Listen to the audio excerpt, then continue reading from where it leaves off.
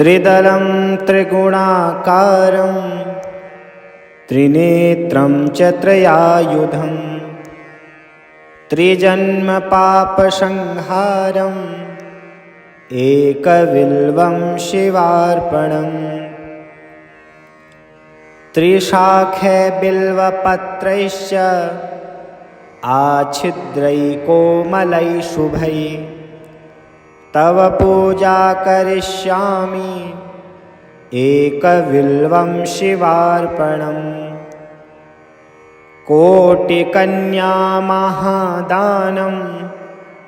तिलपर्वतकोटयः काञ्चनं शैलदानेन एकबिल्वं शिवार्पणम्।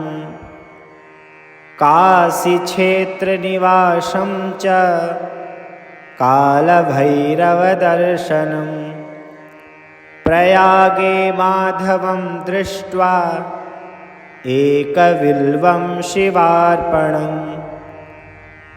इन्दुवारे व्रतं स्थित्वा निराहारो महेश्वरा नक्तं ह्यौष्यामि देवेश एकबिल्वं शिवार्पणम्।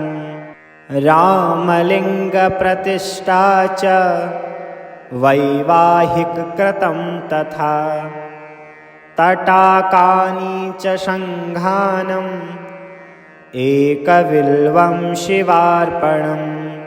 अखण्डं बिल्वपत्रं च आयुतं शिवपूजनं कृतं नाम सहस्रेण एकबिल्वं शिवार्पणम्। उमया सह देवेश नन्दिवाहनमेव च भस्मलेपनशर्वाङ्गम् एकबिल्वं शिवार्पणम्।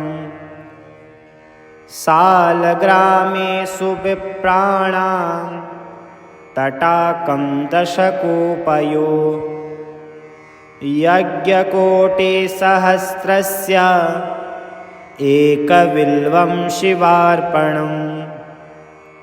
दन्तिकोटिसहस्रेषु अश्वमेधशतक्रतौ कोटिकन्यामहादानम् एकबिल्वं शिवार्पणम्। बिल्वाणां दर्शनं पुण्यं स्पर्शनं पापनाशनम् अघोरपापसंहारम् एकबिल्वं शिवार्पणम्। सहस्रवेदपाठेषु ब्रह्मस्थापनमुच्यते अनेकव्रतकोटीनाम् एकबिल्वं शिवार्पणम्। अन्नदानसहस्रेषु सहस्रोपनयनं तथा अनेकजन्मपापानि एकबिल्वं शिवार्पणम्। बिल्वाष्टकमिदं पुण्यं यः पठेत् शिवसन्निधौ शिवलोकमवाप्नोति एकबिल्वं शिवार्पणम्। त्रिदलं त्रिगुणाकारं त्रिनेत्रं च त्रयायुधं त्रिजन्मपापसंहारम् एकबिल्वं शिवार्पणम्। त्रिशाखैर्बिल्वपत्रैश्च आच्छिद्रैकोमलैः शुभैः तव पूजा करिष्यामि एकबिल्वं शिवार्पणम्। कोटिकन्यामहादानं तिलपर्वतकोटयः काञ्चनं शैलदानेन एकबिल्वं शिवार्पणम्। काशीक्षेत्रनिवासं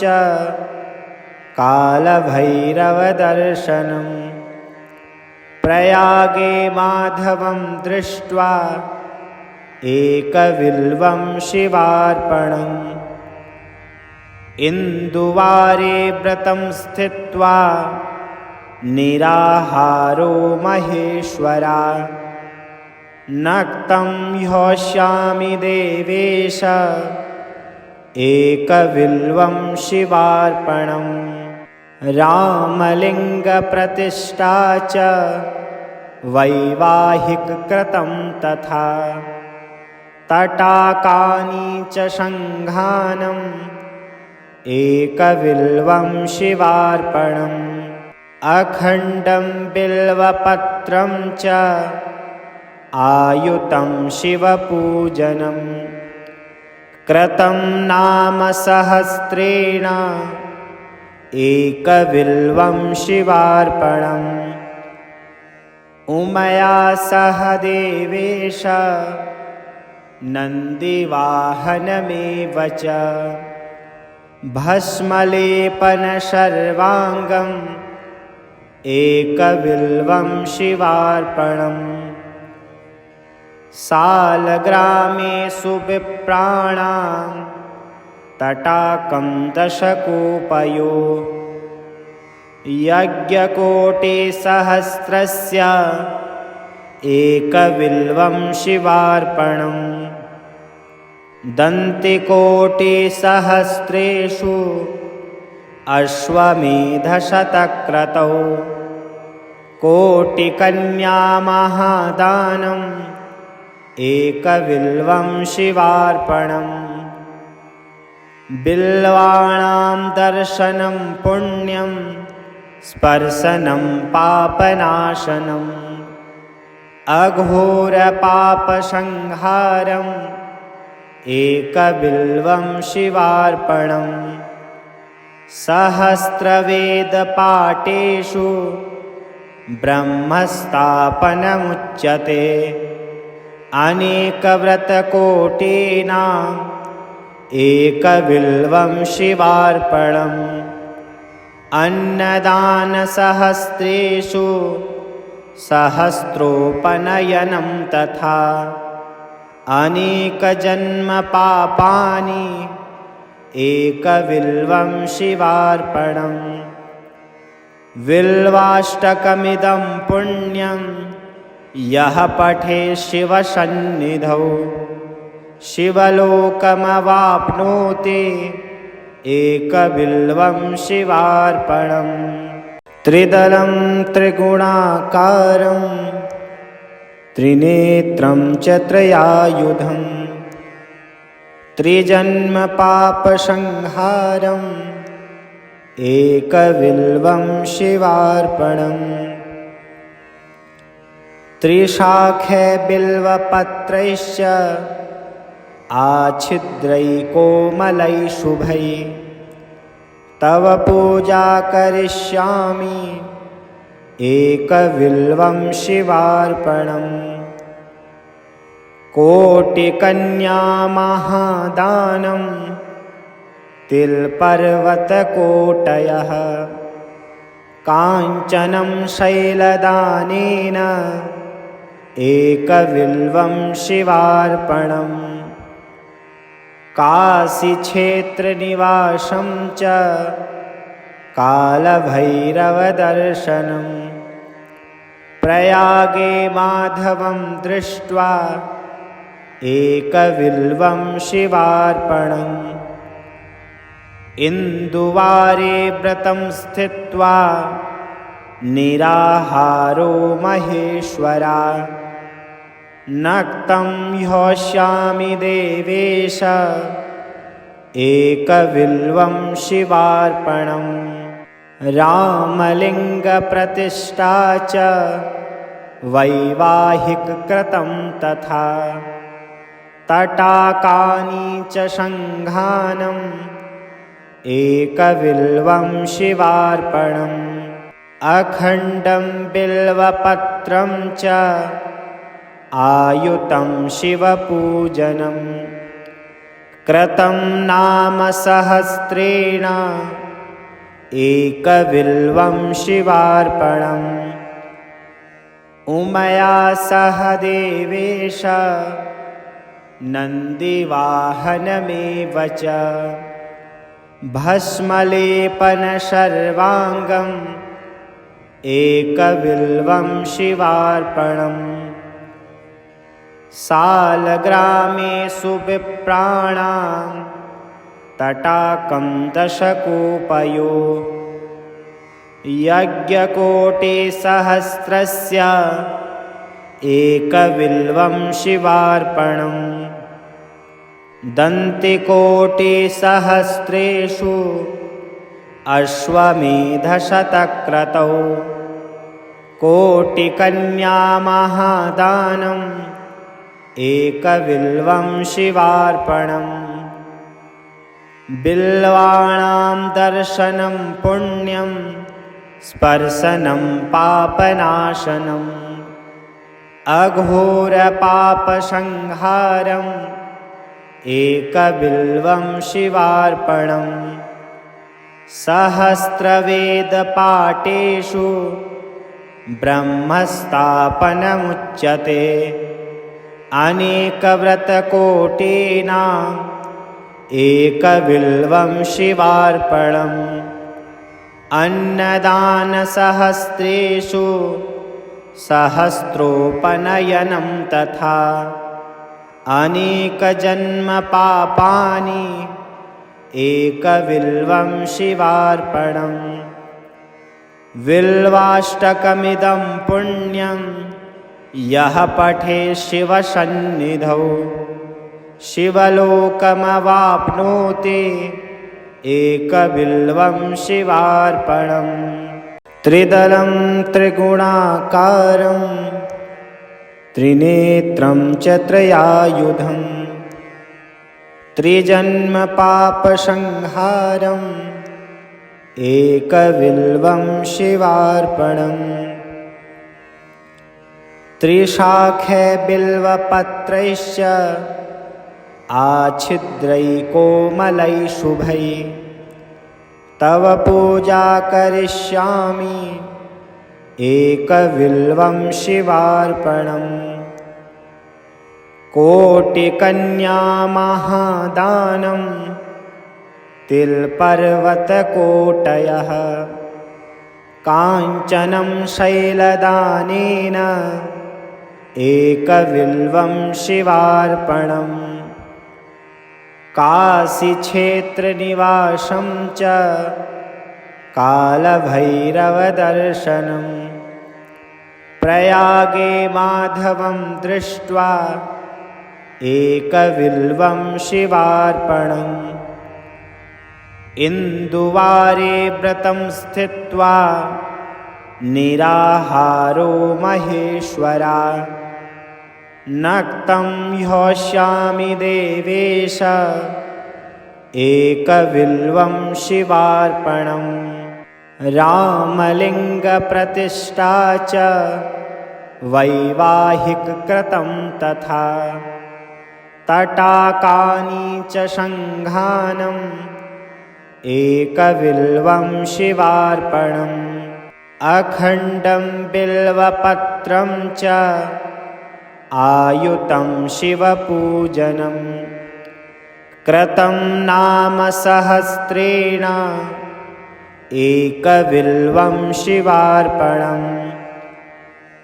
उमया सह देवेश नन्दिवाहनमेव च भस्मलेपनशर्वाङ्गम् एकबिल्वं शिवार्पणम् सालग्रामेषु विप्राणां तटाकं दशकूपयो यज्ञकोटिसहस्रस्य एकबिल्वं शिवार्पणम् दन्तिकोटिसहस्रेषु अश्वमेधशतक्रतौ कोटिकन्यामहादानम् एकबिल्वं शिवार्पणम् बिल्वाणां दर्शनं पुण्यं स्पर्शनं पापनाशनम् अघोरपापसंहारम् एकबिल्वं शिवार्पणम् सहस्रवेदपाठेषु ब्रह्मस्थापनमुच्यते अनेकव्रतकोटीनाम् एकबिल्वं शिवार्पणम् अन्नदानसहस्रेषु सहस्रोपनयनं तथा अनेकजन्मपापानि एकबिल्वं शिवार्पणम् बिल्वाष्टकमिदं पुण्यं यः पठे शिवसन्निधौ शिवलोकमवाप्नोति एकबिल्वं शिवार्पणम् त्रिदलं त्रिगुणाकारं त्रिनेत्रं च त्रयायुधं त्रिजन्मपापसंहारम् एकबिल्वं शिवार्पणम् त्रिशाखैर्बिल्वपत्रैश्च आच्छिद्रैकोमलैः शुभैः तव पूजा करिष्यामि एकबिल्वं शिवार्पणम् कोटिकन्यामहादानं तिलपर्वतकोटयः काञ्चनं शैलदानेन एकबिल्वं शिवार्पणम् काशीक्षेत्रनिवासं च कालभैरवदर्शनम् प्रयागे माधवं दृष्ट्वा एकबिल्वं शिवार्पणम् इन्दुवारे व्रतं स्थित्वा निराहारो महेश्वरा नक्तं ह्यौष्यामि देवेश एकबिल्वं शिवार्पणम् रामलिङ्गप्रतिष्ठा च वैवाहिककृतं तथा तटाकानि च सङ्घानम् एकबिल्वं शिवार्पणम् अखण्डं बिल्वपत्रं च आयुतं शिवपूजनं कृतं नाम सहस्रेण एकबिल्वं शिवार्पणम् उमया सह देवेश नन्दिवाहनमेव च भस्मलेपनशर्वाङ्गम् एकबिल्वं शिवार्पणम् सालग्रामेषु विप्राणां तटाकं दशकूपयो यज्ञकोटिसहस्रस्य एकबिल्वं शिवार्पणम् दन्तिकोटिसहस्रेषु अश्वमेधशतक्रतौ कोटिकन्यामहादानम् एकबिल्वं शिवार्पणम् बिल्वाणां दर्शनं पुण्यं स्पर्शनं पापनाशनम् अघोरपापसंहारम् एकबिल्वं शिवार्पणम् सहस्रवेदपाठेषु ब्रह्मस्थापनमुच्यते अनेकव्रतकोटीनाम् एकबिल्वं शिवार्पणम् अन्नदानसहस्रेषु सहस्रोपनयनं तथा अनेकजन्मपापानि एकबिल्वं शिवार्पणम् बिल्वाष्टकमिदं पुण्यं यः पठे शिवसन्निधौ शिवलोकमवाप्नोति एकबिल्वं शिवार्पणम्।